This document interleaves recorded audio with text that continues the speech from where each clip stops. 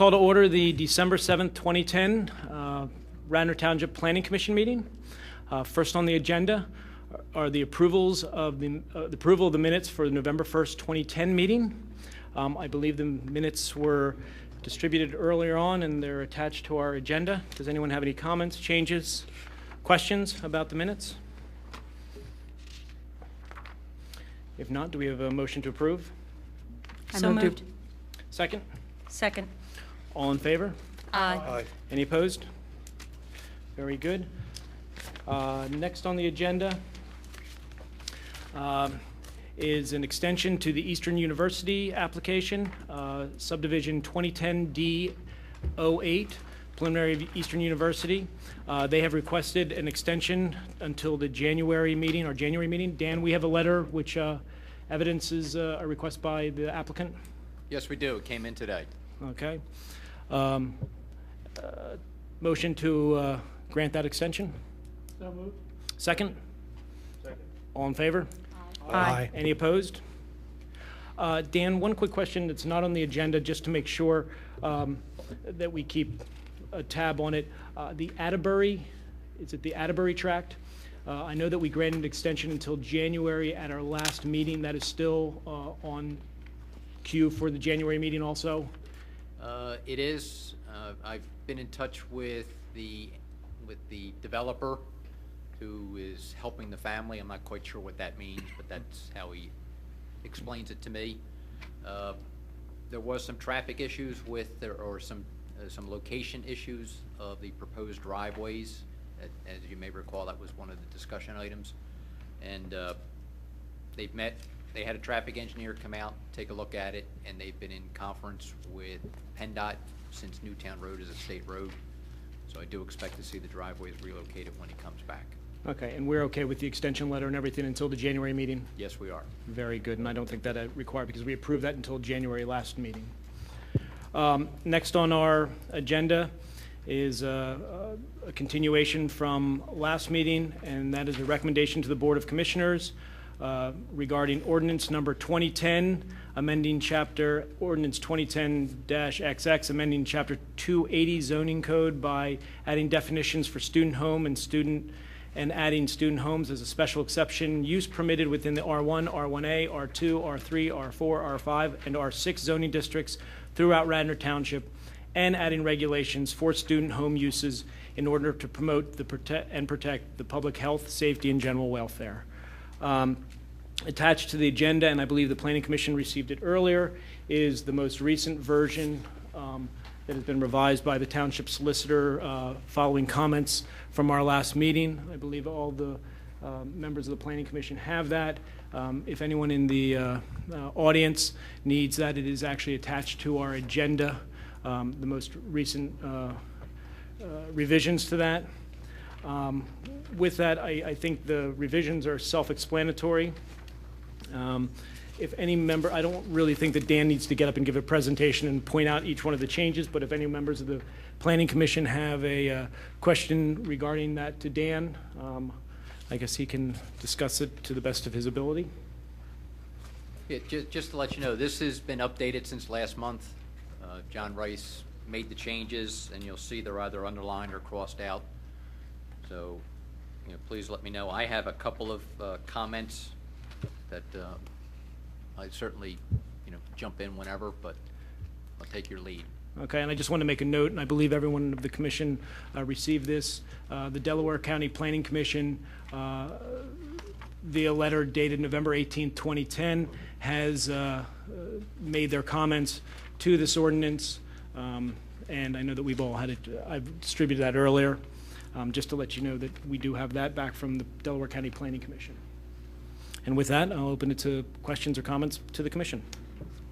I have a question. I think there was from the public comments last meeting, there was a lot of discussion about whether increasing the number of students per dwelling at all was wise, given the fact that it's hard to monitor what's going on. And another suggestion had been made that perhaps the number of students per dwelling should be tied to the size of the building.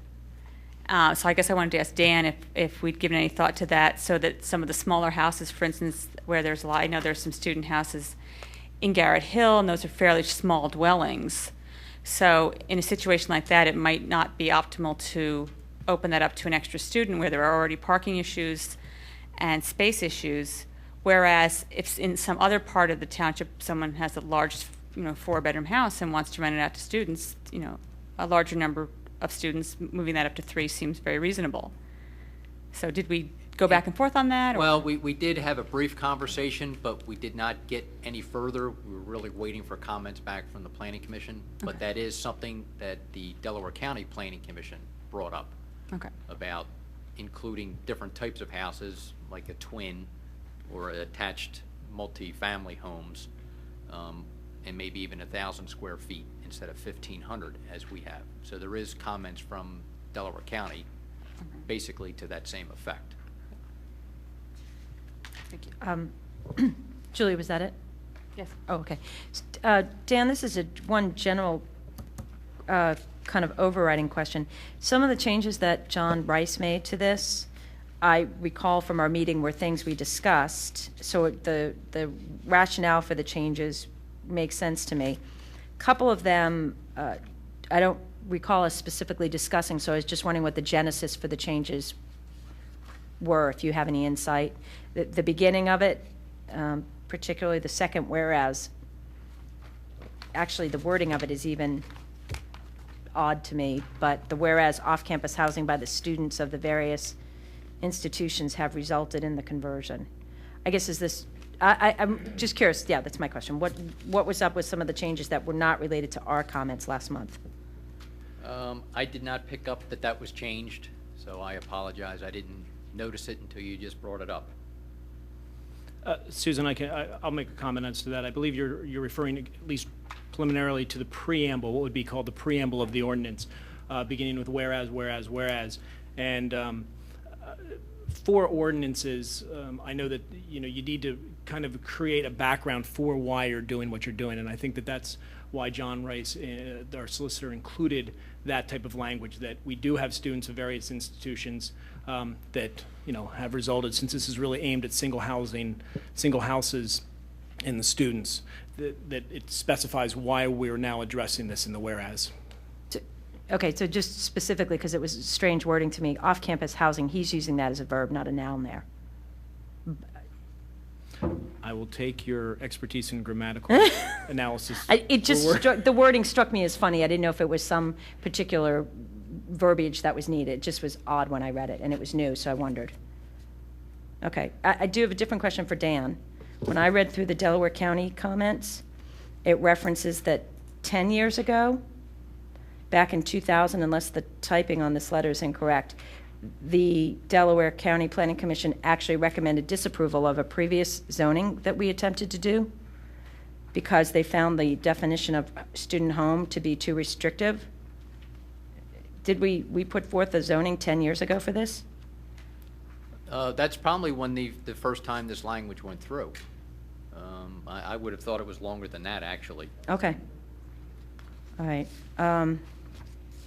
The whole, I was surprised by some of their comments. If I read this, the comments by Delaware County struck me that they are both okay with us using a smaller home to house more students. And that's certainly one perspective to take, but if we're already hearing from our residents that student housing is becoming an issue in some of these neighborhoods, and anecdotally, I mean, I've heard it at public meetings, there's blatant disregard for the zoning, for the use regulations that are in existence as they are now. I'm really opposed to going up to 3 at this time. I would say let's keep it at 2. Let's introduce the zoning and see how the whole process of having to get all these houses even registered, because this is now creating a layer of work for the township that needs to be there, and there's been a whole conversation about at the Board of Commissioners meetings about the need to do the inspections and all that, which I fully support. I would just say that let's not give them even more to deal with by allowing even smaller homes to have even more students. And for sure, I mean, Delaware County's recommendations, and I think our ordinance work itself is talking about 2 paved off-street parking spaces. Well, I don't personally think that we should be allowing more students than any particular house has parking for it. Because one of the things that the neighbors have come out and said in droves is that the parking on various neighborhoods, Garrett Avenue, probably over on Conestoga near where it meets up with Lancaster, parking is already an issue. I can only speak from my own college students' experience that one of the reasons she desired to live off campus is, to have a car, and so I think it's a pretty safe bet that maybe not exclusively 1-to-1, but probably a pretty high close to 1-to-1 ratio, kids who are living off campus each have their own individual cars. Yes, but if this ordinance, they've allowed for that because they're requiring an additional 2 paved spaces in addition to what you have to have for the house anyway. I didn't read it that way, so let me reread that. Oh, maybe, all right. How do you read it that way? I was saying that the recommendations from the Delaware County, but where do you read it where Okay, it's but 2 in additional spaces? what we're looking at is, I'm looking at section N on page 5. Oh, okay, yep, in addition to. Because I agree that just having 2 It's for not the house would sufficient. not be Sure. sufficient. Okay. In addition to. Off-street parking. Right, okay. Yeah, I just want to make sure that we're not creating more street parking problems in doing this. I think those were the 2 big things about this particular, the actual ordinance. I have a comment later about another aspect of it. All right, thank you. I had a Yeah, couple. let me just, I'm sorry. Go ahead. We don't have a specific number of parking spaces that's required for a single-family home. So I'm not sure that just. Okay, because the way the word ordinance in reads in addition. N. Right. In addition to those otherwise required. So we really are saying then we'd only be requiring 2. That's how I read it in Delaware County's comments, because we don't have a specific number of parking spaces required for a single-family dwelling in this township. Right. I mean, we Okay. try to have 2 per dwelling unit, but there's nothing that specifically states Right. there has to be. But two curb spots. Well, this is Correct. referring to off-street, so this No, is. no, no, when you say we generally try, there are many houses that don't have parking at all on the side or rear yard, right? Particularly in these street. neighborhoods, right? That's right. So it's all on the street. There are neighborhoods So that are we're that way. requiring, as part of this ordinance, that we have at least 2 off the street. Yes. And if Delaware Valley didn't pick that up, that's an oversight. No, they did pick that up. What I'm saying is that they were both making the recommendation that 3 students could be reasonable, but only requiring 2 off-street parking spots. And all I'm saying is that I don't want to see us create a situation where we allow 3 students in a home, but only require 2 off-street parking spots. Well, what about the space in front of the house? The anecdotal information I'm hearing is that parking is already such an issue in these neighborhoods. And I'm sure the neighbors are going to get up and speak about that. But the fact of the matter is, if that house is occupied by someone other than a student, that space in front of the house is available to be used by the residents of that house and their guests. And it seems to me to be rather artificial and contrived to say that just because we have students in there and we want to restrict the number of students in the neighborhood, that we require more than 2 off-street spots in addition to a spot on the curb, when the spot on the curb would be available to everyone else. So you're talking about that one spot, basically counting I'm that as one assuming account. Okay. in a All right. single-family home, there's a spot, at least 1 spot in front of the home. Okay. And if you require 2 off-site, that's 3. And that's consistent with the suggestion that there be 3 students permitted. Okay. All right. I hear your point. Thank you. But I do think that if in fact we don't have any requirements for single-family dwellings to have parking spaces, we have to change the wording in N to reflect that. Well, it's just going to default to 2. But it makes it sound as if there's a requirement. Well, I guess that, I don't know how, but if you leave it that way, if we change it in the future, we're covered. We default. We don't have to go back. So it just defaults to 2. I don't know, it's just a procedural, just a thought. Has Dan, any thought been given to tying definition of number of students to size? I mean, where, if it's a small house, 1, if it's medium, 2, and larger, 3, and is that a enforcement nightmare? Well, we would have to go in and make sure the house was of whatever size. And then we could back out the number of students. So it is something that was discussed, but it was not discussed in a lot of depth. It does add a layer of additional work that we have to go in and make sure that the house and the students, the ratio we set up is proper. And do you have a sense as to the size of a typical house in Garrett Hill? I don't sitting here, but I can find out, I mean, we have there's a 1,500. mix. We have, there's one block that are twins, another block are splits, so. I'm just wondering what. In general, I'm gonna say they're around 1,500. They're on the older side, so they were smaller when they were built. So Okay. I would think they're probably 1,500 square feet. So a fair amount of them are going to fall within this new definition. Yes. Okay. Yeah, I'd have to double check with Matt and his department to see if they actually checked the square footage and we worked the number back in. I have not confirmed that with him. I think we might have two options, though. One would be to either use the floor area of the building, of the dwelling, to determine whether you could have 2 or, for instance, 3 students there. Or if we are fairly certain that the housing stock is, fairly similar in these different neighborhoods, we could do it by zoning district. Like whatever our numbers are in Garrett Hill, R1 and R2, you could allow 3 students per house, but R4 and R5, or whichever numbers those are, you might say those ones we would allow 2 students. If that would solve it as sort of making it a more of a typical situation where you wouldn't have to go in and measure every house. Does anybody have an objection if students could be in a twin or a multifamily house that was owner occupied? I'm thinking either of a twin or a unit where the owner lives on the first floor. There's 3 or 4 bedrooms on the second floor.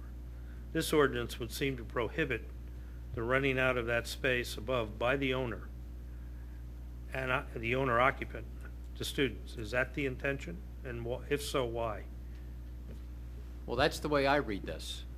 I mean, it's It occurred to me clearly in- stating that single-family home. It occurred to me in reading this that I lived off campus in a house that was occupied on the first floor by the owner. And the students had the second and third floor. So I'm wondering why that arrangement is excluded. That goes almost as though, that becomes a rooming house in effect. Well, And then if you permit students to do that, then why wouldn't you permit non-students to do that? I don't think. Doug, he's talking just about a twin. You're saying where the owner owns both sides of the twin. I'm not. It didn't occur to me that was a rooming house, and I'm not sure it is. I'm talking about either a twin, where the emphasis here is on owner occupied, so that the person renting, the family renting the space is the occupant. So that person takes the risks associated with having students next door or above them. So it's a voluntary decision. But if a owner of the first floor of a building, of a house, doesn't mind having students upstairs, is there a objection from a township perspective to that arrangement? How is that different from a single-family house where there's a bedroom on the first floor, as John- opposed to a twin or? Well, but the ordinance would permit the single-family home. Would permit the arrangement you've just Right. described, but would not permit the one I've described. Yeah, but John, isn't it, at least my definition of a twin is generally it's owned by, it's deeded separately? Yeah, side by side. but separately owned? Separately owned. Well, I was actually thinking of a two-family house, top and bottom. I don't know how many there are of those in the township, but, Yeah, I don't have a, but there could be, and I suspect there are, twins that are owned by a single owner of two adjoining twins. yeah, I I think don't your know. point is well taken. I mean, if the owner owns the neighboring space and is occupying the neighboring space, then I don't think I would care as a township. That's his problem, or her problem. I would imagine the original genesis for saying single-family is that, I don't know if any of you have lived in a twin, but sharing the wall with somebody, with a group of students, is That's why I probably... said owner occupied. Right, so I completely, actually, I think your idea in some respects is, it's nice to have the landlord right on site to be accountable. If somebody owns both sides of a two-family or a twin and rents out the other side, they're actually impacted by their own tenants' behavior. That, to me, is actually better than an absent landlord, somebody in the distance. So, but with the caveat that the owner of the adjoining twins would have to be an owner occupied, because otherwise we set up a situation where it's hard to share a twin with a loud set of neighbors, and that would be, I think that would be unduly, not fun. And Dan, my next question has to do with the standards for a special exception. We talked about that last time. I think there are probably streets in this township, for example, that are small, that are dead-end streets, a little off the beaten path, in a neighborhood of their own, where it might make common sense to have more than one student-occupied dwelling adjacent to each other. I can think of one, but I'm not going to mention it because I don't want to debate the merits of that particular street. But there are 4 houses together. There's nothing else around except the railroad tracks. What would the criteria be for the owners or single owner of those units to go before the zoning board and ask for relief so that those houses could be rented out to, more than one of those houses could be rented out to students? And they're within the 1,000 feet that's specified? They would otherwise violate, yes, they're within the 1,000 feet. In other words, they're too close. They would have to demonstrate a hardship, and financial is not a hardship. So I think they would have some difficulty getting that through the zoning hearing board. Well, that's what I'm wondering about. I'm wondering about little nooks and crannies in the township where it might make sense to have students. Easily accessible by the police. How do we address those situations? Do they just fall between the cracks, or can we build in some discretion? Not to give you more work, but can we give the zoning officer some authority to apply a standard that's not as strict as a special exception? Well, I guess I'm trying to understand. I mean, I can understand where you're coming from, trying to group them together so they're not in the neighborhood. Two houses at the end of a neighborhood, or at the beginning, or off the side. 2 houses together, dead end, quiet, really no disruption, other than the egress and driving in and driving out. Presumably, students are required to observe the same rules of the road as everyone else. I don't know whether you can picture, I can picture one, but I don't know whether you can picture others. And it might make sense to have those 2 adjacent homes occupied by students. This ordinance would prohibit that. John, I just have a question. I mean, how close are the adjoining neighbors? Well, in the case I'm thinking of, not close at all. It's a commercial area. Well, I think the example you gave is there was 4 homes right together. We don't know whether there's students in there right now or not.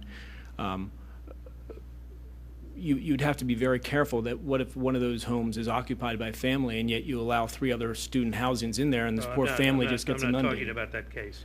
And But- I'm struggling to see whether there is some discretionary decision-making process that's available other than a special exception in the zoning board. There may not be any, and the Well- special exception may be the best we have. Well, the intent was to dilute, for lack of a better word, the students. You know, we do not want to see them concentrated in one area. The purpose of the 1,000 feet was to dilute them. So, I mean, unless there's a zoning district But created there's the that- flip side of that. And I'm going to have to defer to those who know the nooks and crannies of the township better. But if there are spots where concentrating the students, I'm not talking about massive concentration, I'm talking about a dozen students at most, makes more sense than spreading them out into more neighborhoods, then I'm just wondering whether we have done ourselves a disservice. I think what we need to do probably is look at the map and see if there are spots that occur to you where you may know that there are students now, and see whether we could build in some exception. It may be. I guess my question is that just give more off-campus housing opportunities. So we're not really concentrating Well, I'm not sure it them, would. we're I'm not, just it may allowing more. Well, you don't know whether those students would move from some other place in the township. Presumably, they're already off campus. I don't know that we know whether it would create more or just move existing off-campus students into a more ideal location. So I guess my only comment is if we can look at the map of the township, those who know it better than I, and see if there are some, for the lack of a better term, nooks and crannies where we might want to think about providing some relief from some of the terms of this ordinance, we might do ourselves a service in doing so. Can I, after spending 3 weeks in that PM PEI course, I can't help but think of the spot zoning that we spent quite a bit of time discussing that night. Would this fall under that? John, let me try to answer your question. I think what we're trying to do here is through special exception, control the viability of the student housing within our township. And as Susan alluded to, if you'd have to exempt, or you'd have to, let's say the portion that you're talking about is in an R6. We would then have to take all of R6 and apply the same standards to allow for that nook or cranny within the township, but then again, you're going to suck in everywhere else in this township for R6. Well, if you were then to say, well, no, why don't we just carve out then an R7 and create this, then you're going into what I would deem, Susan's alluding to, the spot zoning aspect, which anyone is going to deem illegal. I think you need to be very careful when you afford very small parcels, additional allowable uses, allowable things that you're not allowing other places. Even though I agree with you, there might be certain spaces in our township that we'd love to stick the students because, they'd be, you could monitor them and it would be probably a good nuisance area. But when it comes to actually zoning and creating a zoning space for them, I'd be really hesitant to venture down that path.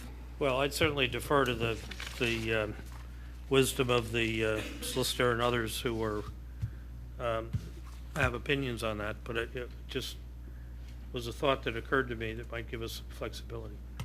And I'll make sure the solicitor, Dan, could you make sure that the solicitor takes a look into that? See if the legality of doing something of that nature? Yes. Are there any questions? It's trying to keep to the question aspect of it. Yeah, explain to me why we're going through a special exception as opposed to like a conditional use. Because if the special exception is going to go to the zoning hearing board, whereas a conditional use would be going to the commissioners, and you can have a lot more control. The community can influence the commissioners a lot more easily. I think a special exception in my own mind, this is just me speaking, I think a special exception, because the zoning board is an independent judicial body that has certain requirements where if they don't meet the special exception requirements, you can deem to deny it, absolutely, and it's a harder, it's a more steadfast denial. The conditional use tends to be in front of the, as we know, it is in front of the commissioners. And again, they are part of the township. Again, I always like to defer things to, again, the quasi-judicial body of the zoning board. They're independent. They're there to look at the criteria and rule specifically on the criteria. Why would you want it to make it a conditional use? The flip side. Specifically so that the members of the community would have a greater influence over it. I mean, maybe that's the wrong thing to do, but it would seem to me. I mean, and if you have the special exception, if everybody in the neighborhood doesn't like it, that's tough. Whereas if it's a conditional use, the people in the neighborhood, the commissioners may choose to listen to what the neighborhood says. Now maybe, but that just opens the township up to a zillion lawsuits. Well, that's okay. If that's the reason, that's fine. I just was going to ask that question. Dan, from an administrative standpoint, only homes that would now like to be student homes are going to have to go through this process in terms of the special exception, is my understanding. But what about the number or letter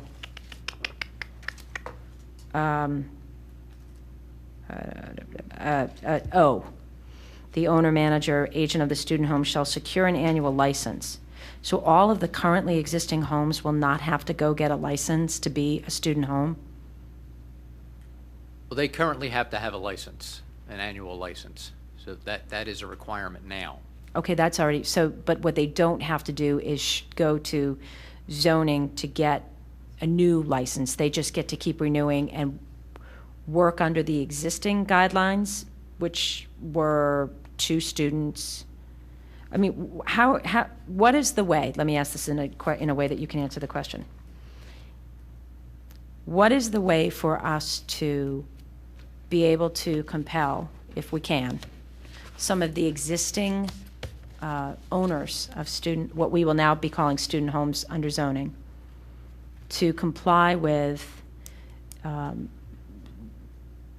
some of the stuff, well, not some of the stuff that's in here?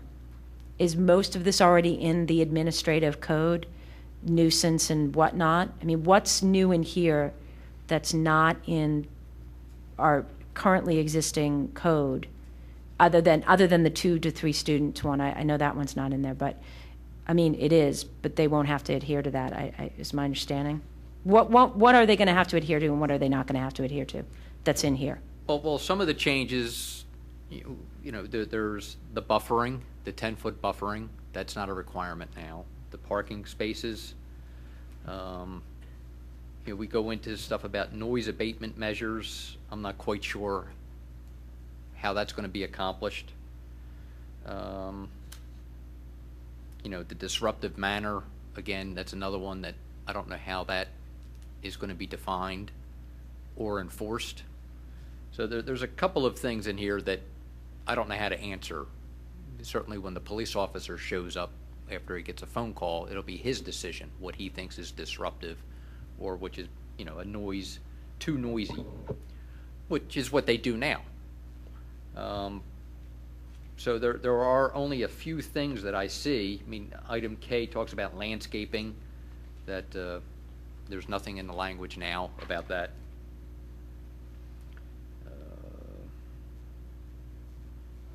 So there are a couple of things that are jumping out at me that are a change. So to be honest, I'm not sure if they want to go from the 1 unrelated to the maximum of 3, this would apply. If they stay at the 1 unrelated, it doesn't apply. So. But the biggest thing is that the current licensed rental owners will not have to go before the zoning board for special exception unless they let the time of 1 year pass, in which case they need to go through the relicensing process and adhere to all the zoning that's in here. That's correct. Okay, thank you. Clarification of that. Currently, we allow, what is our regulation for? One unrelated.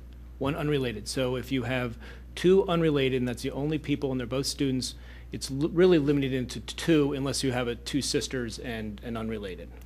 You could have 3. Well, it doesn't get into students. It talks about unrelated. Okay. So that's been our concern, that, So under the current student regulation, basically the maximum's 2? What yes, is- 2, okay. one unrelated. One- So one if unrelated. they're sisters or brothers, they're related, so. Okay. But for students, so maximum would be 2. Those, So you can have, sorry, to interrupt, but, so you can have two students, one from California whose name's Brown, and one from San Diego whose name's, or, you know, whatever, New York whose name's Smith, and they can live in the same unit. Yes, Okay, just the way you define that, it was but there confusing. could be 15 cousins Cousins, right, that live, they're related. right, got So- it. Yep, so they send the family to Villanova. They send the whole shooting match to Villanova. Family discount. Cousins and the whole thing, you get the family discount. Okay. But currently, in the normal case, let's say, so 2 is really the maximum unless they're related. But anyone that's under that code, to allow now for, if we choose 3 is the number, they would not necessarily be grandfathered into the 3. They are only grandfathered into the rights they have now. That's the way I understand it. They would only be grandfathered into the unrelated portion. If they wanted to put 3 unrelated, they would have to go through the special exception and come before the zoning board. That's just the point I was making sure that everyone understood. Well, if you look at the revision, you know, the definition of student home here just says 3 students. It has unrelated stricken out. Yes, that was the old code we were just comparing. Oh, forgive me. Now it doesn't matter. Okay.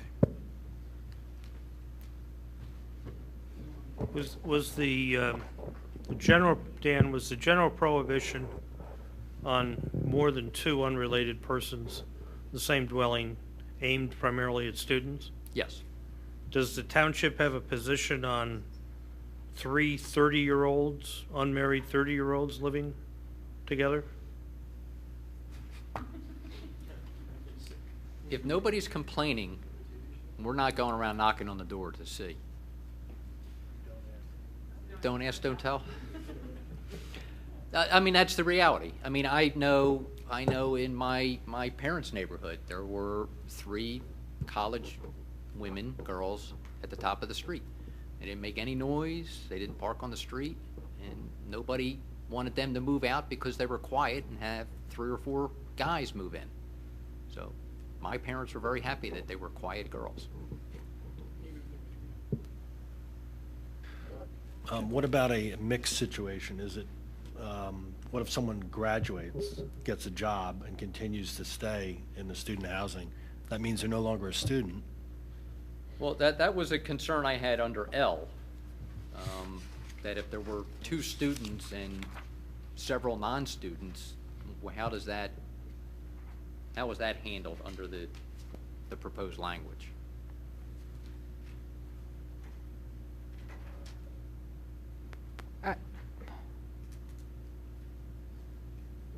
I think it's saying regardless of how many are students or not students, it shall not exceed 3. I think that's pretty clear. I would agree. It looks like almost the minute a student hits the, you know, if you have 3 non-students living somewhere, we don't have anything to do it, just like the previous, but the minute one student hits that, it seems like that throws it into this ordinance. Even if the other 2 aren't. Mhm. Well, but before that, you wouldn't even technically be allowed to have a student come in unless you got the special exception. Exactly.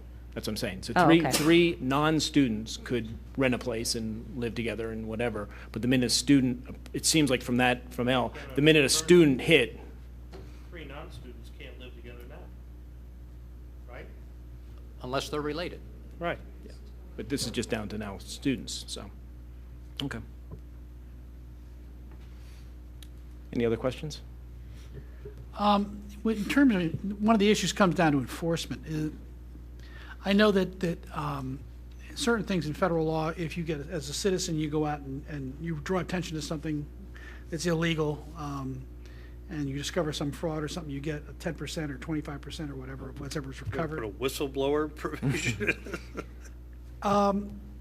You're going down the road. Is there some way that we could legally empower neighbors to sort of, I don't like to use the word spy, but, do some reconnaissance on I don't how think many we'd people want live to next door? I don't think we'd want to do anything to encourage increased tension between neighbors and students living together on the same street. All right. It was worth a question.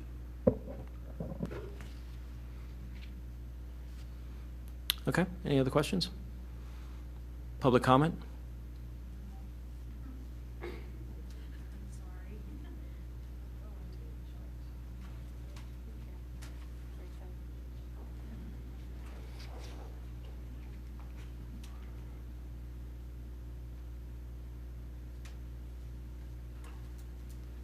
So it won't take as much time as last time, especially since you were kind enough to clarify No? that our current landlord will not be receiving the 3-student rental. What I would like to know is, what would keep her from getting it? Can I just get your name first? Oh, Name I'm and- sorry, Linda Gonzalez, 251 Callahan Mhm. Avenue in Rosemont. Linda Gonzalez, 251 Callahan Avenue in Rosemont. What would keep them from getting it? Like, how would they not say that they're not getting the same thing that everybody else is getting? Do we have more details on? The current yeah. landlords only have no more than 2 unrelated people. The new zoning is going to allow for 3. What's to keep the current landlords from saying that they aren't receiving equal treatment and they want the 3? They actually are. I mean, they are grandfathered in to the previous ordinance they're allowed to. The equal treatment is, if they want to go to 3, come Then they before have the to zoning comply. hearing board. Okay. That's the I equal, just want to make sure that's the there's equal no treatment. loophole, and this is why. Ms. Gonzalez, if you could kind of pull the mic closer to you, I know, just because the folks at home. These are some of the issues that we ran into in our neighborhood with our student. Turn it this way. Oh, okay. There it is. You can Oh, see it okay. now on the screen. Oh, I'm sorry. Some of the issues that we run into with having students on our house. This one in particular has to deal with the parking and the students coming in and out. They park anywhere they want. They park sticking out of things on our neighbor's grass, on their lawn, on their rented lawn. They park in the middle of the street and clean out their cars. I have just a number of, this one just happens to do with parking issues. And I've only had my camera for 3 years, and we've been dealing with this for 20, so this is a small portion of what we've been dealing with. This has to do with the trash, which I know came up at the last meeting, where there's just trash, large amounts of it everywhere. They leave it outside, they don't can it properly, they don't bag it properly, and it just ends up all over the neighborhood, in our yards, and everywhere. So I'm just trying to give you a perspective as to why we're trying to keep things from going out of control.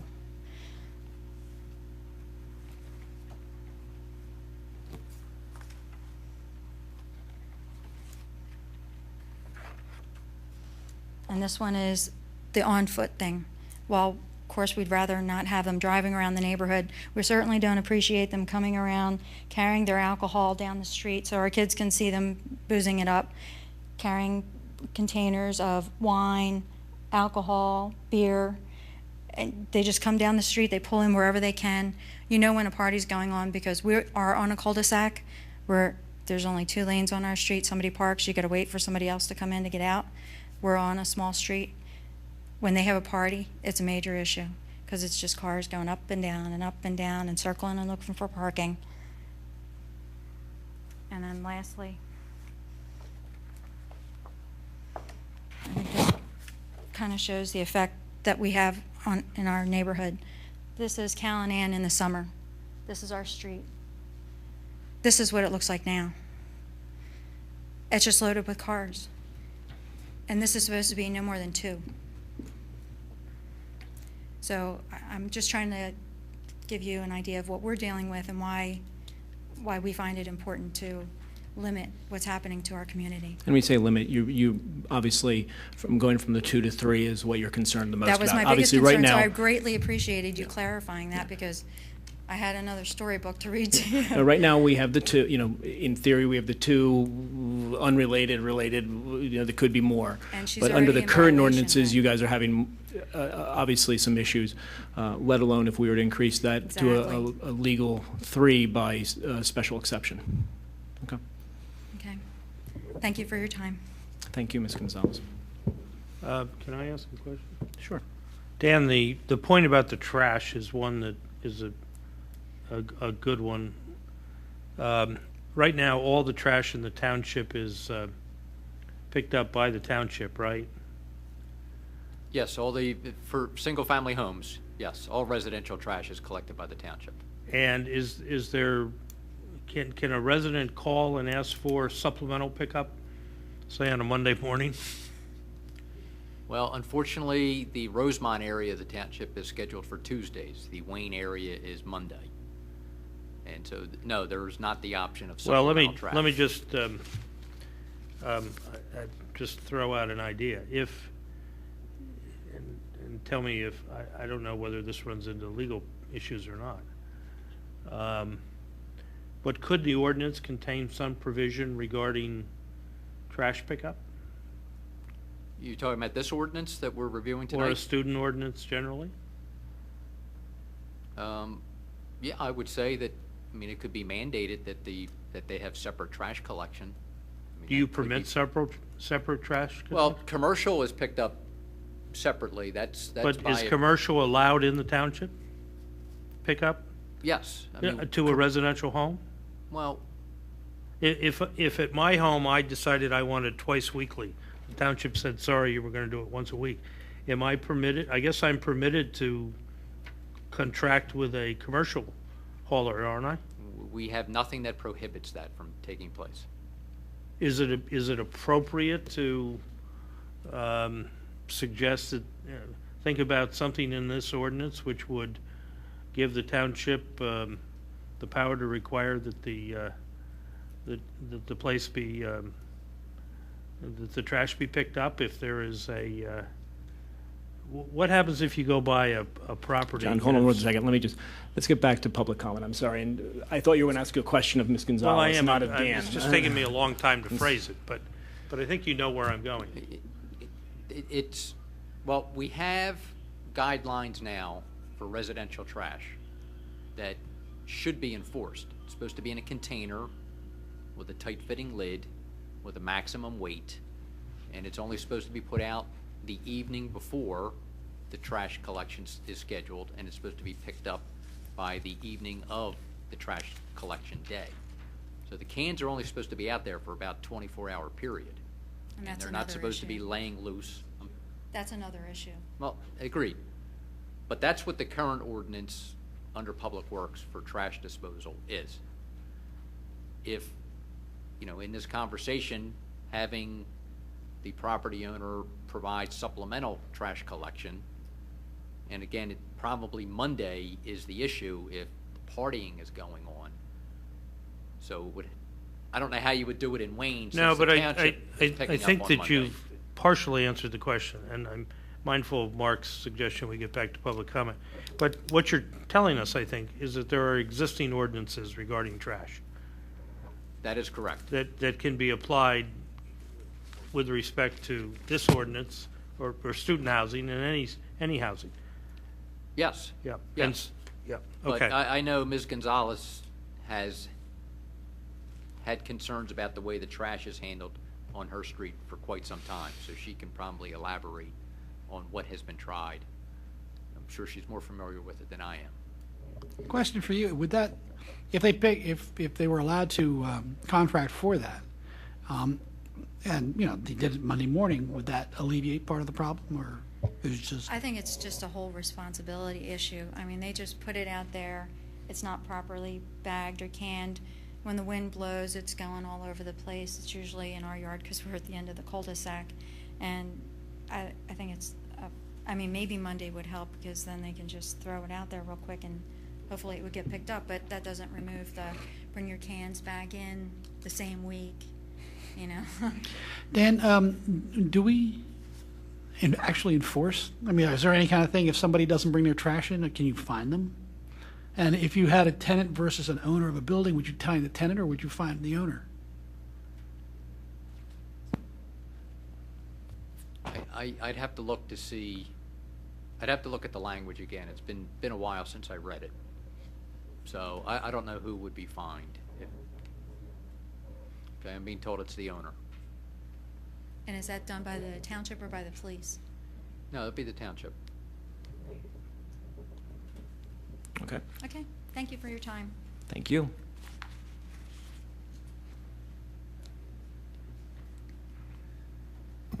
Sarah Pilling, Garrett Avenue. I think Garrett Avenue is a particular situation in that all our student houses are grandfathered. They were all there prior to 2001 when it came in.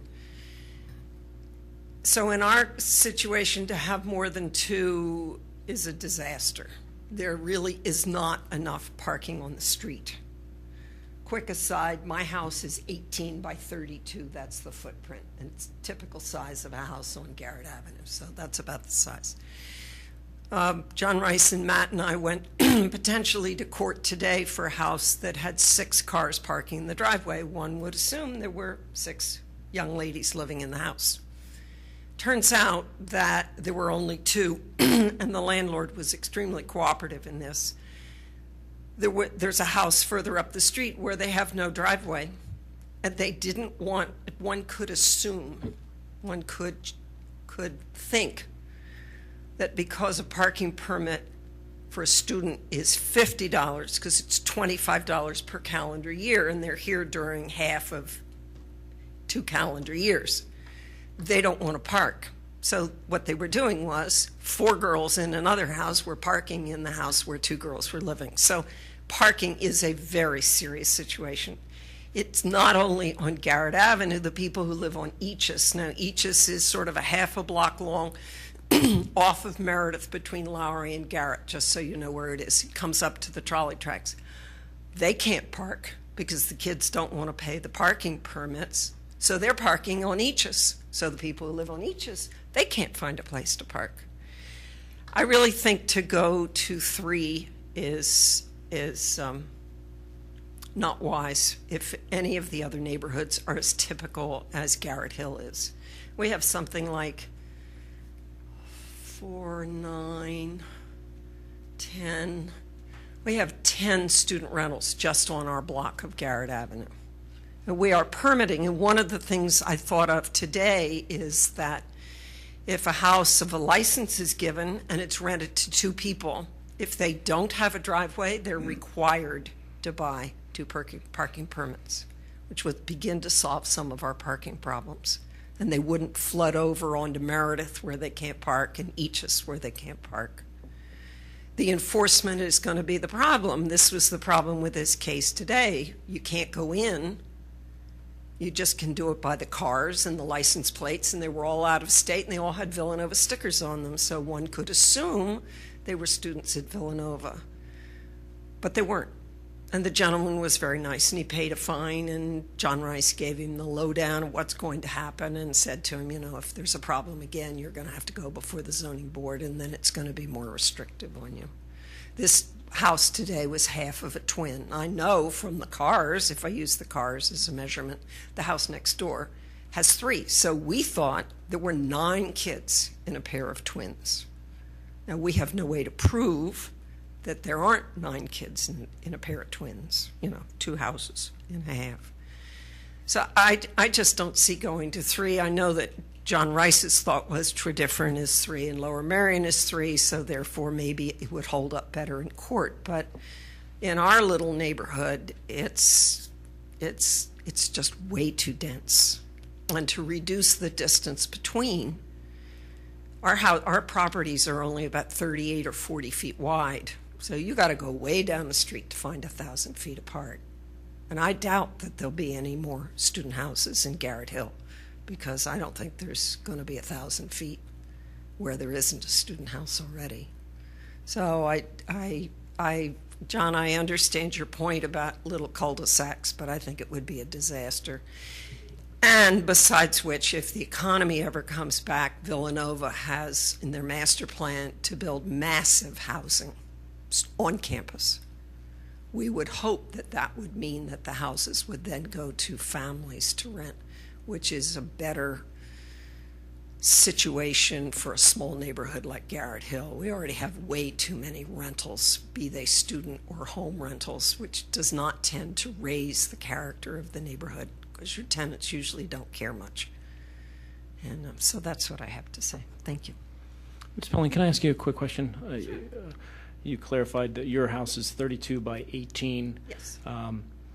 And that's about the average size. Are you a twin or a single? I'm a single. Okay, you are a single standing, you're not, okay. I'm 38 feet frontage and 17 feet at the back. Trying to remember the house. I mean, I know Garrett Hill pretty well. Most of the houses are 2 stories with a third, which is usually the roof is a third. Yes. And Dan, how do you, now, I'm sorry, I'm kind of back and that's forth. all right. How do we look at square footage? Because I know in certain arenas of the real estate market, you take the first and second floor, and when you're in kind of what they call the roofed area, that doesn't count as a full living area. How do we look at living area when we're calculating that 1,000 or 1,500 square feet? Well, we would be looking to see what's in the attic, to see if it's converted, or the basement if it's converted. That would be the living space. Okay, so it would be actually conditioned area. Conditioned area would be, Yes. okay. Basements are excluded. I was more concerned with the third floor because I know a lot of them have the roof line. Okay. Ms. Hill, I have a question. How many students do you think are living in each of the houses on Garrett Avenue? Per house? Minimum of 3. A minimum of 3.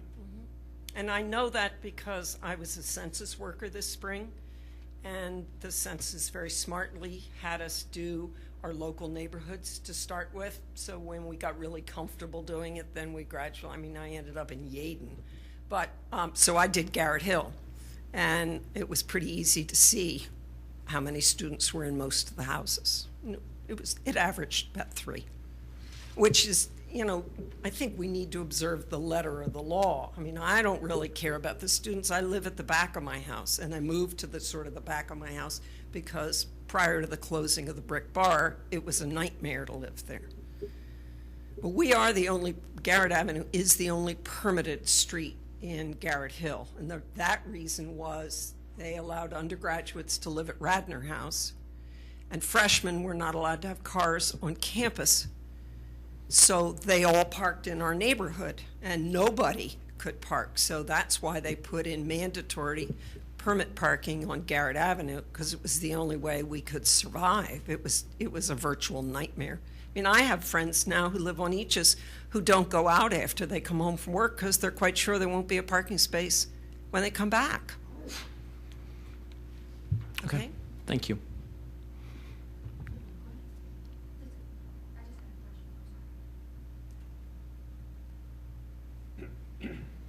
Sorry, I was just wondering, is there still then a process when the landlords breach their number or the continued problems with the trash? Is there still the same process where they can lose their rental license? That still applies? If we were to pass the ordinance, is what you're saying, if the ordinance was to go Yes. through. I had a discussion with the solicitor today along the same issues. Tredyffrin, as was alluded to earlier, recently did pass student housing ordinance in Tredyffrin, but maintained both the student ordinance regulations as we have them, and then also maintains it in the zoning code. And my question to Mr. Rice was, well, why are we doing, would we keep the regulations? And he said yes, to a certain extent, but he goes, his rationale is the zoning code gives us much more teeth and allows, basically, if we do find them in breach, and we have the ability more easily to revoke their privileges through doing it through zoning than we would through our other ordinance. And that's the rationale for moving to putting the whole process into the zoning ordinance, my understanding. Okay, and because that process seemed to be kind of like up in the air, like how many times did they have to violate? When does it become an issue that they actually do lose their license? Exactly. So it's my understanding that the reason he would prefer it, our solicitor would prefer it in the zoning ordinance, it's easier to revoke the privileges because once they violate conditions of the special exception that they're required to meet, they no longer have the special exception. Okay, thank you.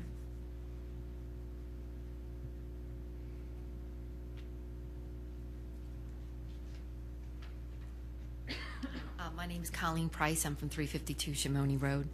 Remember you all from the zoning class. I feel like we meet every Tuesday. I had a couple of questions, and my first one is just when I'm sitting here, isn't the definition of a single-family home that no more than 2 unrelated can live in a single-family home. Am I wrong on that? Just the definition in our zoning code, I think single families, you can't have more than 2 unrelated, so why would we allow 3 unrelated in any circumstance in a single-family home? Dan, can you look at that? Say that? What is the definition of a single-family home?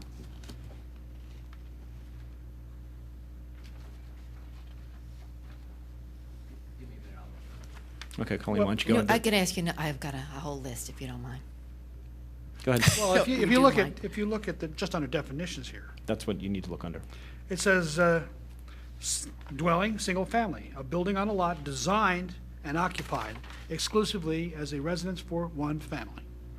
And the Okay. next one says two-family, a building on a lot designed exclusively as a residence for 2 families living independently of one another. And then in multiple, I mean, that, I don't think that it's, it's I don't think that there's- throws a into single unrelated. family is what they're talking about. There's nothing about people who can't have two unrelated people living together. I mean, what is it in a single-family home? If I wanted to rent my house, could I put 10 people in my house? Could I rent it to 10 people? Just because it's defined as a single-family home, does that mean it's Yeah. restricted?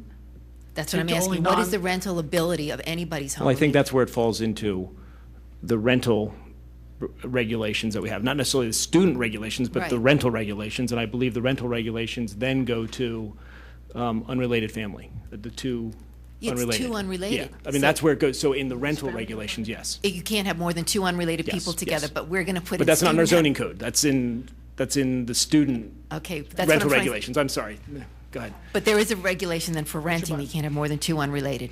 And if this is if, it was 2 60-year-old people who are well-behaved. But now we want to have, well, Well, Colleen, we do have a definition for family, though, Okay. that says 1 or more persons occupying the same dwelling unit and living and cooking as a single housekeeping unit. So, said unit consisting only of individuals who are related by blood, marriage, or otherwise by law, except that such unit may also consist of foster children and 1 other individual not related to others in the housekeeping unit. And so I think that's where you get the not more than 2 yeah, I don't think you can have more unrelated. than 2 unrelated in a house. And that's family, so, and I don't see anything referencing definition about Okay. a tenant. Oh, although there is a definition about a rooming house, not that I think we actually have them in the township. And then there's tenant houses refer to tenant farmers. And so there's not a definition for the tenants of a rental unit. But the family one would suggest that not more than 2 unrelated people. Right, so they shouldn't be in the R1 through R4 to begin with if you have more than 2 unrelated. I mean, that would just be a question. I think there's a conflict in the definitions. And just for a general premise, what's the point of having an ordinance? Most of us took that zoning course. What's the point here? Well, I would imagine we go to our comprehensive plan. And when we look at planned institutions, it was said, let's keep the existing character, let's preserve the residential neighborhoods. There's nothing about, hey, let's crank up the numbers. Let's get as much student housing out here. So I don't know why there's any reason to add more student housing to our neighborhood. In fact, in the goals for the comprehensive plan for planned institutions, they wanted to improve communications between the township and institutions in areas of potential concern, such as student housing, traffic, and other major issues. So it's something that we did never, the comprehensive plan does not envision increasing more students in Radnor Township. And when you look through the ordinance, way back in section L, they say, why are we doing this? And the intent is that we don't want to create an institutional atmosphere in Radnor Township. We want to preserve our existing residential neighborhoods. That should be right in the front. That's what Tredifferent put in there. That's why we're doing this ordinance. We're not trying to help out landlords so they can get more tenants in here. We're trying to preserve our residential neighborhoods. And the reason we're doing that is because we're the tax base. You get $26,000 a year out of me. You don't get anything out of the colleges. If you keep putting more student housing into Radnor, your tax base, the value of your homes goes down, and your tax base goes down. So I don't understand under any circumstances why we would want to put more students out in Radnor Township. Going from 2 to 3, I think it's going to be a problem on the grandfathering. I don't know how you say that you're grandfathered at 2. It's like if I'm grandfathered, it's for my use. It's my use is to rent to students. It's like you can tell me I'm grandfathered, I can only sell diesel fuel. I mean, I think there's going to be an expansion argument there, and I think you're going to have a really hard time grandfathering the units. And I asked Matt Bauman today how many student houses that we already have licensed. He said there are over 384 in Radnor Township already. He said, but don't be confused by the name of units, because like there are apartment buildings. There's one in Bryn Mawr that has 84 units and is considered one in that 384. There's another apartment building that has 27. So you probably already have 500 units that are already licensed. And if they can go up and add one more student in each of them, you just added 500 students to our population. We just went through this whole thing with the budget, and we found out we're not a township of 30,000 tax-paying residents. We're a township with 22,000 people who pay taxes.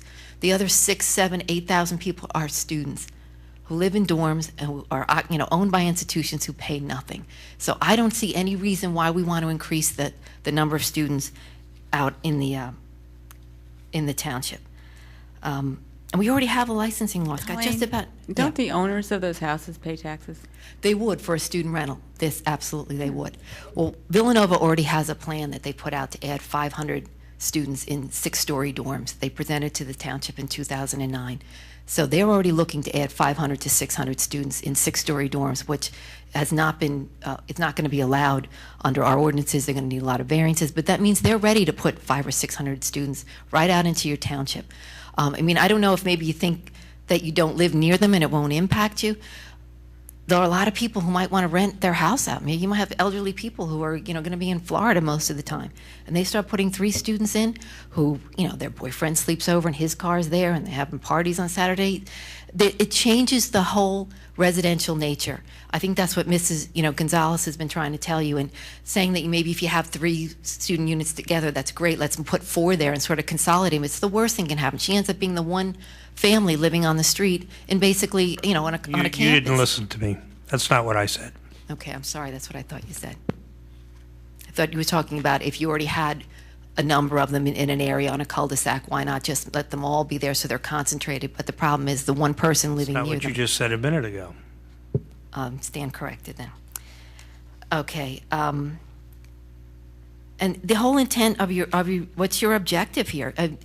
Tredyffrin just passed a student housing ordinance, and they passed it this summer because the people on Mount Pleasant, who are right behind Cabrini and Eastern College, went crazy because they just rented a whole bunch of houses back there and jammed college students down there. Tredyffrin never had a problem with students till the institutions in our township started expanding and had nowhere to put their students. And the reason they were going over there was no limitation. You could put as many students as you want in there. I mean, Radnor, to a degree, has been saved by only having 2 unrelated as the rule, because it hasn't been profitable to rent to 2 unrelated people. 3 unrelated, you're going to get an awful lot more student housing. And when you pepper them throughout the whole township, you're going to become a college town. I mean, if that's the goal, that's where you're heading. Conshohocken has the law of 2, no more than 2 unrelated, and so does Upper Marion. So you don't have to follow just what Tredyffrin did. Both of those have 2 unrelated, and that's their law. Also, on the definitions, like on a graduate student, you're saying, what's their primary occupation? Are they a graduate student? What if they're teaching, or what if they're in an internship? I mean, they're essentially a graduate student, but you could kind of work off your tuition by teaching. I think you might want to kind of tighten up those definitions. Whether somebody's, matriculating or sort of just, accumulating courses, I don't know. A student definition is a little open-ended. And there's a section in here about fraternities and sororities, that they're exempt as a student home. And I'm just wondering why you did that. And are there any frat houses in Radnor Township? Then I don't think so. But why would we Dan, want to? are there? I don't believe there are, but No, there are none. Well, if someone came in and wanted to make my house a frat house, could they do it? Yeah, that's what I'm thinking. Is it no, but why are they exempted then? I mean, maybe that shouldn't be in there.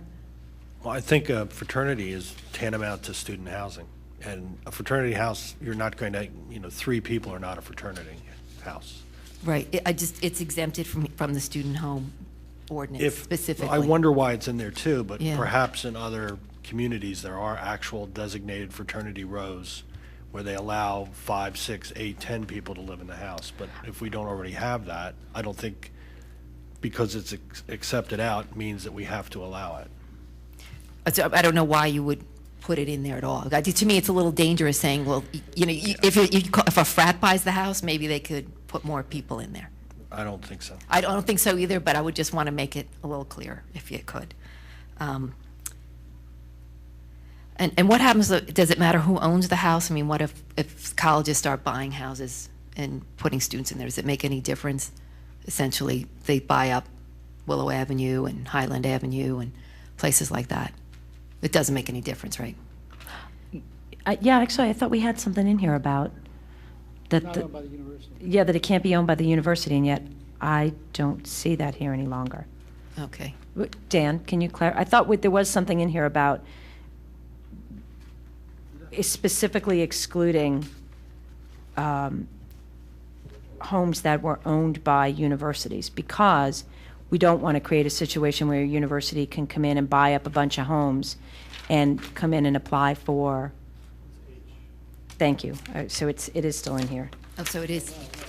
Article H? It's H, but it takes it out. It talks about owned by a college. University. Right, so, all right, so this is where we had, the part that I think we wanted to take out in H was the part about be set back a minimum of 150 feet. No, that's not it, Skip, because that was just talking about that the student home couldn't be near anything within 150 feet that wasn't owned by a college university. But I thought initially we had something in here that a university can't come and buy a house and own it and turn it into a student home. And how do we protect against that? Because we don't want an incentive for the universities to go buying up single-family homes in their vicinity and creating, basically de facto dormitory housing. Essentially. How do we do that? Let's get back to public. Sorry. No, that's my question. I would, if there was an exclusion, I thought there might have been, maybe put something like that in there. And why is there an exemption about the 150 feet, that if it's okay if the house is owned by a college or university? I mean, there would be a house next to them that would feel that maybe that's too close to have another student house right next to the college. And then, do you do anything about apartments? I mean, the last time we were here, I think Mr. Rhodes read a letter that the Aberwick apartment wants to start renting to students. The number goes from 2 to 3. I think they own the Sussex too. I mean, you'll have the Go Nova, Go Eastern signs, hanging out over the railing. Do we have any limitation on apartments? Apartment buildings at this point in time, from the latest version, are exempted from this. Student homes shall not include dormitories, fraternities, sororities, or apartment buildings. So what's to prevent a college from buying an apartment when essentially making it a dorm? Is there anything that would prevent that? Okay. I mean, maybe that'd be something you'd want to consider, because obviously that's the whole idea, is to keep a campus contiguous and keep those types of uses together. And on the off-street parking, I definitely think 3 off-street should be clearer in here. I read it that you only had to have 2 off-street parking spaces, and Tredyffrin's new ordinance does have 3 off-street parking spaces required. But the difference allows 3 students, does it not? They do have 3. Okay. Yeah, I'm So saying, I think there's no reason to go to 3. I think it's like playing with fire. Again, they're already a third of our population. I don't know why you'd want to have more students unless Radnor wants to be a college town. You buy your T-shirts in Wayne. Ms. Price, when you referred to Tredyffrin Township, what are you referring to in its ordinance? They passed a zoning ordinance, and they said they put an ordinance in saying no more than 3 unrelated, and they said that you have to have 3 off-street parking spaces for, one off-street parking space for each student. And you made reference earlier to Tredyffrin and Right. suggesting that we should follow that. But then you said you were not in favor of 3. I am absolutely not in favor. So of what that. is it, Tredyffrin, that you want us to suggest we follow? I'm The 3 suggesting- off-street? I'm suggesting that Tredyffrin, the only students they have to deal with are the little bit of overflow from Cabrini and Eastern. And with those 50 people, they passed an ordinance. We have 7,000, 8,000 students in our township. It's a completely different dynamic in what's happening in Radnor Township compared to Tredyffrin. They have a minuscule number of students. They may want to allow 3 unrelated students to live there because they don't have a massive student population. We have a massive student population. We have all of the institutions here, even in Lower Merion. They have 3 unrelated. They have 60,000 residents and 5,000 students. We've got 22,000 residents and 7,000 or 8,000 students. I mean, it's so disproportionate. It's like I don't understand the logic, and I think when you start with any ordinance, you have to say, what's the intent? And the intent is buried on page 4 here. It's to not have an institutional atmosphere. Cut to the chase. I think we're very well aware that you are absolutely not in favor of 3 and 2. Well, can I ask why you would want to go to 3 as a planning commission? I mean, was there any review of the comprehensive plan? The reason our solicitor gave was that he felt that this was more enforceable should it be challenged in court. That is why the 3 is in there. I think that everyone on this commission sitting here probably has differing opinions, and we will get to that when we get to that. But that was the reason that initially the solicitor put the 3 over the 2 in there, that it would be much more easily stand up in court should it be challenged. Okay, even though, I mean, there are other townships that have 2, and it's been on our books for 20 years and no one's ever challenged it. Just Okay. relaying what the solicitor put forth to us. That's fine. And I think there's a whole section that's missing here, is that the colleges should tell you who's living off campus. I mean, that's part of the comprehensive plan. They want to have communication between the schools and the township, so we don't have to guess where they are. You don't have to get names and social security numbers. Just give me a list of students and living in what properties.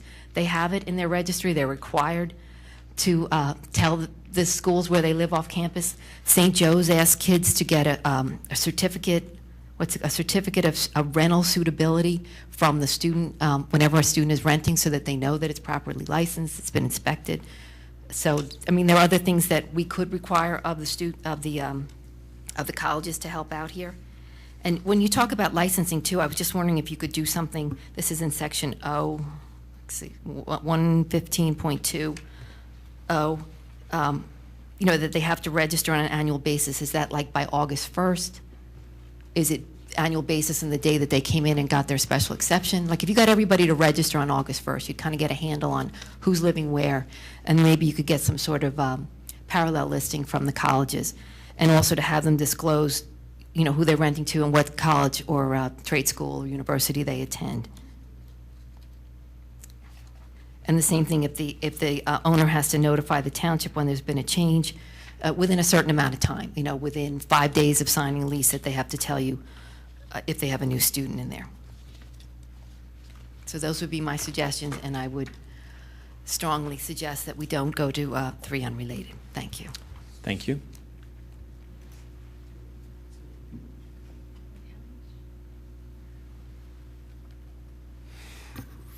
Hi, Baron Gemmer, South Wayne.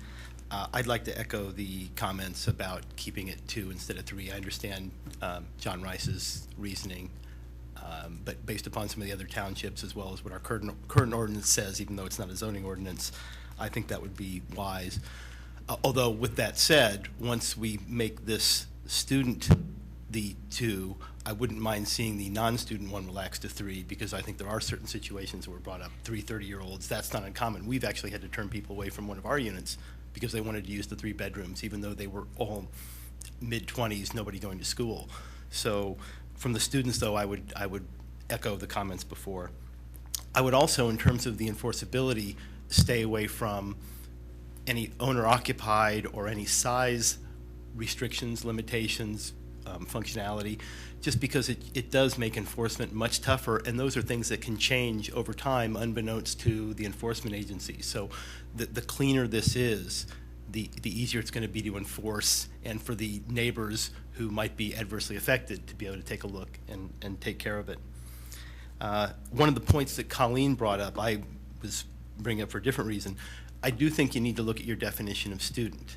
I will defer to some of the other neighbors for graduate students, whether those should be included or not, although I understand that some of them can be just as a nuisance as the undergraduates. But one of the parts here that does affect those of us that aren't even renting to students is the ambiguity here in terms of college or trade school and is taking at least 6 credit hours and or whose primary occupation is a student. We have people who are in their mid-30s who have 4-year bachelor's degrees from their 20s who are taking the accelerated MBA courses at Villanova, and they're going to exceed that. So just basing it upon credit hours, I don't think is appropriate. And the way I'm reading this, it's any one of those clauses, either 6 credit hours, primary occupation as a student, or on the break. And you're starting to, this is a problem with the old one because this is the way it's pretty much the language is taken over from the non-zoning version of this. But you're sucking in too many people into that, and I don't know if there's a way to do it based upon, depending on what you want to do with graduate students, if there's a way to base it upon what kind of degree or finality is being pursued or what's already been achieved. But basing it upon credit hours is becoming problematic in today's world with online courses combined with a lot of 5-night-a-week plus a Saturday MBA type courses. And for those, I know what Dan mentioned earlier in terms of if you had 3 30-year-olds living together, unless somebody complains, it'll be fine. But I don't want to be putting myself in that kind of position. I want to be able to see what's here and be able to follow it and not have to worry about if they're going to be disturbing or not and if somebody's going to report it. I just want to follow the rules. So I think we need to clean that up, as Colleen said, but for another reason. Thank you. Okay. Thank you.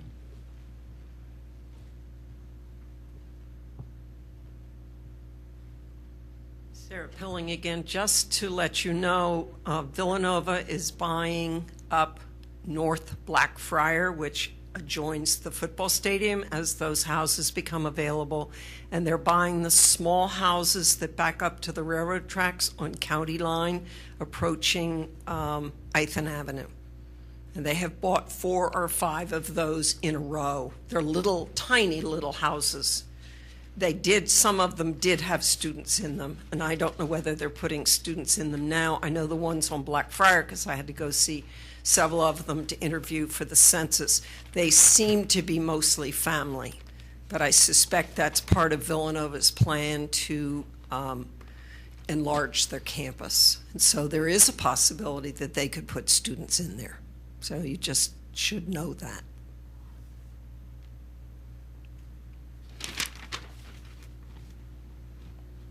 Okay, thank you. Any other public comment?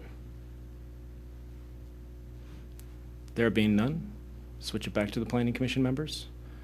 Comments to what you've heard, issues.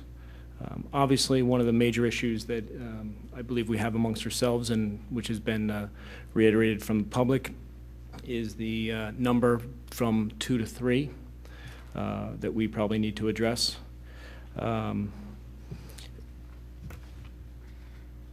Other issues that have been raised internally, I can see whether conditional use versus special exception, whether it should be a ratio of students to bedrooms or square footage. Obviously, trash is an issue, and whether that should be a portion of the zoning ordinance, or if that is just generally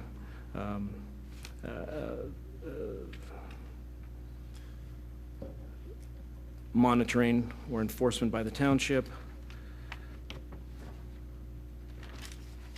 College ownership of the properties, rental registration from the colleges. What I mean by that is from Mrs. Price's comments regarding whether the colleges should be required to, or we should require some sort of interaction with the colleges of putting forth. I don't think we could include that in the zoning ordinance, but it's an issue that's out there. Definition of students as per Mr. Gemmer, and I think I covered, and then the credit hours, the differences in the credit hours. Does anyone have any comments that they want to discuss on these? I have maybe an addition to that. Dan, why are fraternities and sororities excluded? Does anybody remember when Deepdale had been condemned by the state 25 years before they got around to building the Blue Route. There were fraternities down there. I don't think the fraternities own the building, but what would happen if a national fraternity, unaffiliated with a university, bought a structure, a large structure somewhere, and opened it up to 30 students? What existing ordinance or regulation would govern that situation? Well, I'm not 100% sure, but I know we have a definition of dormitory. I'm sorry, I'm looking at the wrong one. Well, rather than belabor it now, maybe it's something I think we need to look into it.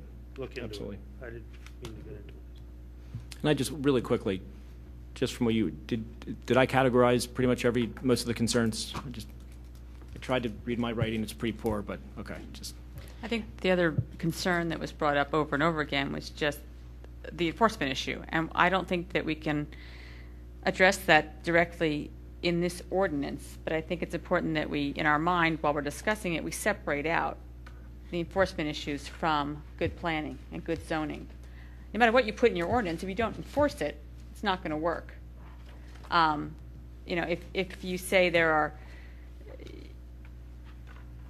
we have, trash rules. If it's not being enforced, it's a problem. It's not because we have an ordinance allowing students, it's because the trash rules aren't being enforced. So we need to think out, when we're talking about these issues, what are enforcement issues and what are planning issues? Following up on that, I actually had a conversation with our township manager a couple of days ago, because I don't know if you recall, last month I had said that I wanted us to consider the notion of that there's a difference between your kind of typical Radnor single-family landowner who pays taxes, Julia, in reference to, before when you made comment, and someone who is conducting the business of student rental housing in Radnor. And should that be considered a for-profit business enterprise? And when I raised this with Mr. Zankowski, I said, when we talked about this last month, because I think that from a revenue standpoint and from a revenue to cover our costs, if nothing else, of enforcement, to speak to your comment, Julia, and of nuisance from trash and police having to go out to more calls than, your typical single-family residence. I asked him, is there a way for us to explore that? And one of the things we talked about is that it's not a zoning issue per se. It's not going to be built into this ordinance. But he would fully support and thinks it would be great if we had the recommendation to be looking at our administrative code, and whether we make that recommendation or we ask Dan to make a request to the Board of Commissioners to have someone look at the administrative code, that to be considering that and along the lines of Board of Commissioners meetings that I've followed the last few months, to ask them to look fully at what is the real cost. We're talking about having these homes licensed, and we do charge a license fee now. What's the true cost? What's the real cost to the township for those buildings? One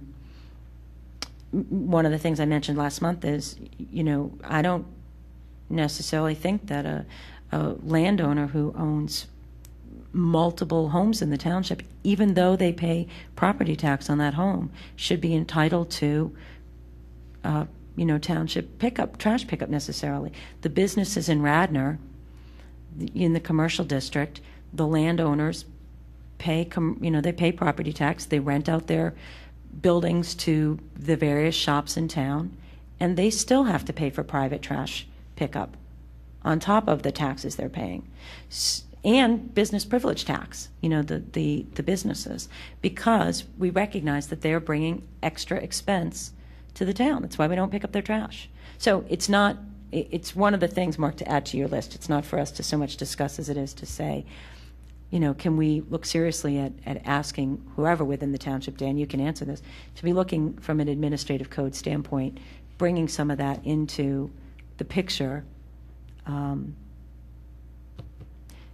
to, to the extent that there's a financial incentive to be a student renter, because above and beyond what you pay in your taxes, you're making a profit, otherwise you wouldn't do it. And I think it is definitely a point that should be probably brought up to our commissioners, but I don't think that's in the purview of this review of this ordinance. There's no way that we could put anything like that in this ordinance. That would, no, absolutely. I definitely think it's obviously something that should be brought up to the commissioners, and I will make sure that it is brought up to them in appropriate manner. Well, it's my understanding that anybody who is making more than $25,000 profit is subject to our business privilege tax. So the first 25 is exempt. I think the caveat, though, is that and I wonder, because he and I were talking this out for a few minutes, is that if I own 10 different properties, I don't think I'm necessarily compelled to treat those 10 different property. I can say, well, I make $5,000 on this one and $5,000 on this one and $5,000 on this one, and not ever on any one, on one individual property, not make the $25,000 threshold, but as a student rental enterprise in this township, be making far more than that. And Mark's right, we don't need to belabor it here, but, I think that enforcement's hard enough, as Julia said, but to let's separately have a mechanism in place to not make it to not make it financially advantageous to, flaunt our rules. I might make a suggestion at this point in time. One of the major issues is the number of students within this ordinance, the 2 to 3.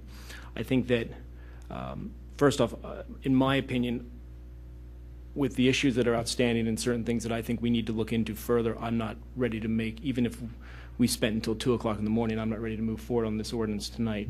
But I think one thing that I would like to see from this commission, because I think it does affect other issues that would be resolved if we put the number of students to bed on this, is whether it is 2 or 3. What as a commission are we comfortable with moving forward to as to the allowable students, whether that be 2 or 3. And I think if we can at least address that issue and vote on that issue, then we can move forward probably through some of these other issues that won't be, like I said, when you're looking then at housing sizes and stuff like that, it's a lesser factor than if we were really looking at the 3 issues. So I guess, because we can't really make a formal motion on this, but I would ask for, at this point in time, the board's consensus on what their feelings and why the number should either be 2, 3, 4, 5, 6, 7. 1. Well, Mark, if I may make a suggestion, I can certainly ask Mr. Rice to come back next month. I was actually going to ask if John could come back, and I believe that he told me today that he will be with us next month, and I believe he said that Matt Bauman would also probably attend next month also. But I know that with that in mind, if this board can come to resolve on the number issue, that allays a lot of issues and other aspects of it, as long as this board comes to that. Now, obviously, we do have 2 members missing this evening that I don't know what their position on, but at least we can kind of get our bearings at this point in time on where we stand on that number. Well, when I look at the comp plan, and Colleen, Mrs. Price, eloquently stated it, I'm very clear. I want it to stay at 2. Okay. As do I. Doug? John? When I first saw that there was possibility of going to 3, I was very surprised that we would want to do that. And again, to me, it's not consistent with what we want the township to look like 5, 10, 20 years from now. Okay. John? I fall on the side of 3, not because I'm unconcerned about the issues that have been raised, but I don't think we would do a comprehensive job in addressing the issue of student housing if we simply left it at 2. We can't adopt a new ordinance, a new comprehensive ordinance, if we're going to look the other way and not enforce it. The fact of the matter is, in most places where there are students, there are more than 2. And that's not going to change unless we are prepared to adopt an ordinance that we're willing to enforce, that we feel confident is enforceable. And if our solicitor has concluded that 2 is questionable, I think we have to address the issues straight on. And as Mark said, if we settle on a number, then we can begin to address some of the issues that follow from the number. I think the reality is that students congregate with their friends. 3 is obviously more than 2, more than many of the residents of the township would wish. But I think it's a practical number. And if we start with 3 and then address the issues which 3 raises, parking being one of them, trash being another, perhaps size of the unit, location, all the other things we've been talking about, we're taking a more realistic and a more defensible approach to this than simply limiting the number to 2 as our present ordinance does. That's why I come out on the side of 3. Thank you, John. Julia? I'd be in favor of separating out the different zoning districts, the different residential districts, and allotting a number. I think that the reason we have so many residential zoning districts is that our neighborhoods are different, our housing sizes are different, we want a different character in different places. And I think that in those neighborhoods where the houses are smaller, there already exists parking and nuisance issues related to the student housing. I think that it's appropriate there to leave the number capped at 2. We still have the unrealistic issue that it's actually 3. It isn't 2, but it probably should be 2. So I would see leaving that there. On the other hand, I think there are plenty of places in the township where once this 1,000-yard setback is in place, it would be completely appropriate to have 3 students living in a large house. If someone with a large house in an R1 district decided to rent their house out, I think that 3 is going to make a lot more sense than 2. And I also think that that will protect our ordinance from legal problems down the road. Thank you. Steve? I'd probably be in favor of 3. I mean, I guess I'd like to keep it at 2 conceptually, but I'm going to rely a little bit on the solicitor's recommendation. But the way I look at this zoning ordinance as proposed with 3, I think it's significantly more restrictive than the current 2. And I think if you actually applied the 3 to the 2 now, you'd get substantially less concentration, which is what you're trying to drive at anyway. So I really don't think anybody that has 2 now is going to opt in for 3, because they're going to restrict themselves even more. I may want to, tweak the parking up to 3 or something like that. But basically, I kind of agree with John's other statements that let's adopt something that we can put some teeth into, that we feel is truly enforceable, and then let's go ahead and enforce it.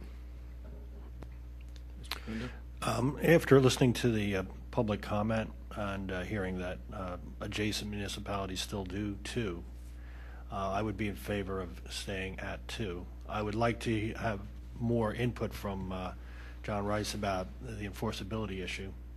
I don't know if he made some comments at the November meeting. I wasn't there.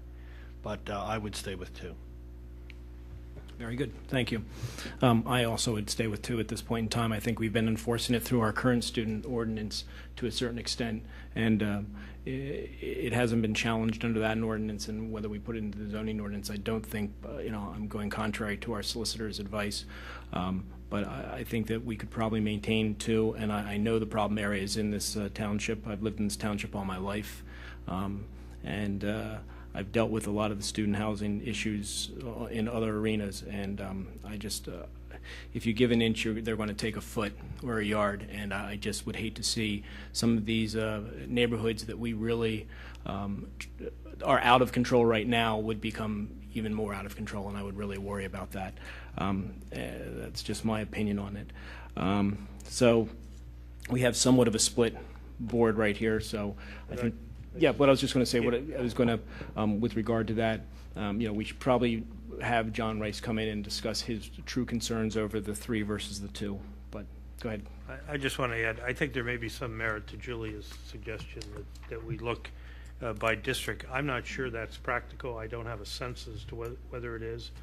I think we have to recognize that we are a whether you characterize us as a college town or not, we have large influx of students every year. That's not going to change.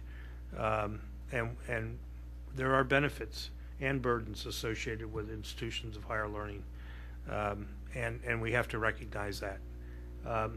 I'd like to get a sense, if the township had it, as to, and those of you who live in the neighborhoods where there's a problem have a better sense than we do, but I'm having a problem understanding how this will work in practice, and where the problems now exist, whether we can enforce it, whether we're simply adopting a new ordinance to replace an old one, and we'll maintain the status quo. I made a comment that we could put some teeth into an ordinance and then enforce it. I'm wondering whether we can. So I continue to solicit comments from Dan and township staff about where the problems are, what the particular problems are. I mean, trash seems to be a no-brainer. Seems to me whether we do it in this ordinance or somewhere else, hadn't thought about that, but I think that's something that's come out of this process. Obviously, there's a lot of trash. Didn't occur to me, but that's if we can, from a planning perspective, address that problem, whether it's through an ordinance enactment or simply a better awareness of the problem. I think that's one of the things we ought to do. Okay. As I said earlier, I think there are a lot of issues that obviously we still have out there. I think we probably need some more input from staff, from the solicitor, and other things. What I would recommend at this point in time, I will put together a memo of the concerns. I also, Julie, I think that was a good observation, a good recommendation possibly to look into that, whether there is segregation of, and look into that and the enforceability of that, and maybe that's one way that we can bridge the 2 to 3, and whether there's, just to make sure there's no discrimination in there or anything that could possibly open us up to a legal challenge. But I would like to put together a memo of the issues. I think I've got them characterized pretty well. Send them to staff, to Matt, and also out to John Rice, ask them to attend our next meeting, and we can have further discussions. I'd also ask everyone in this commission to look into, read this further, look into the different, what I did is I pulled up Tredyffrin's new zoning code and their regulations. They've got an interesting zoning code. I went into Lower Merion and I went into all the different surrounding areas and looked at their zoning codes, and to be quite honest with you, theirs are a lot simpler than ours, and they're just enforced. And maybe simpler is better. I think there was a comment also, but that's why don't we get some more input from staff? Go ahead, Susan. Mark, the one last thing, I mentioned it last month, and John was going to look into it. I don't know where it fell. Is we talked about enforceability and the nature of our township and what kind of town do we want to be. I had made the suggestion: is it possible to have to only issue a certain number of permits, housing rental permits per year?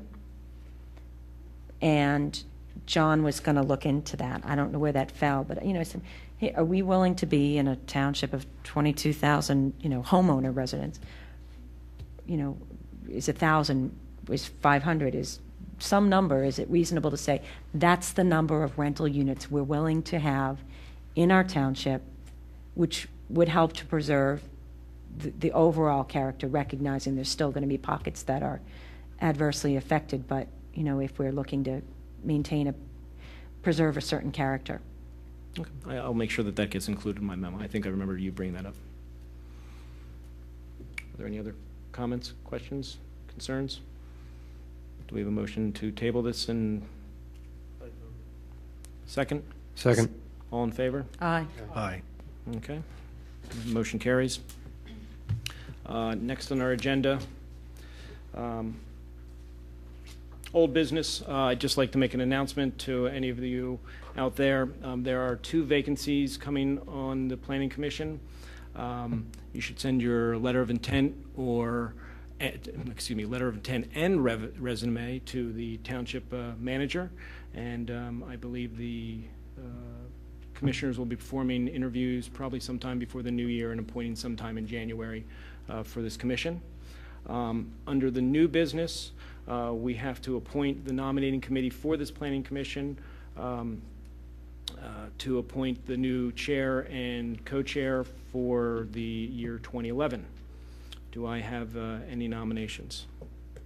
I'd make a nomination. Can I nominate 3 members at once, or do Yes, yes.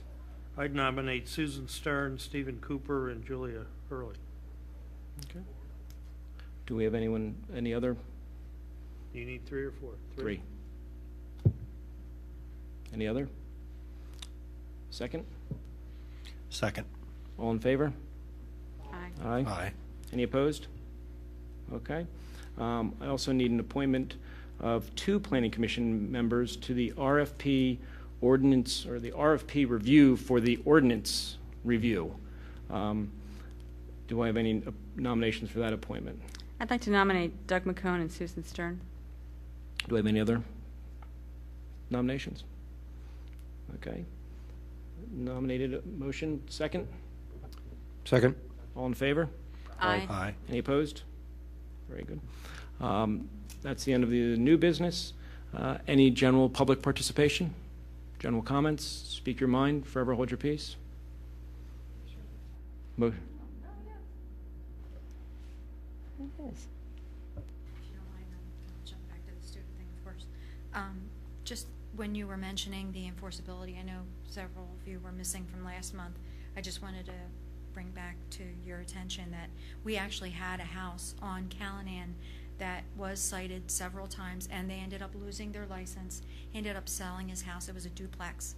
We now have a family downstairs and a teacher upstairs. So it was enforceable under 2. It was enforceable, and it did help the neighborhood. Thank you. Thank you. Anything else? Is this your last meeting? No, it's not. No. It's not. Because we're seeking appointments, and the commissioners are not at a point to appoint for our next meeting. I believe stop. Doug and Matt have agreed both to stay on for a month or 2 until John, John and Matt have agreed to stay on. Good. Doug, you're off. You didn't even know that, did you? You can stay too, Doug. No, but John and Matt have agreed to stay on for a few months until. Yeah, I wanted to make sure. Very good. Motion to adjourn. So moved. All in favor? Aye. Very good. Thank you.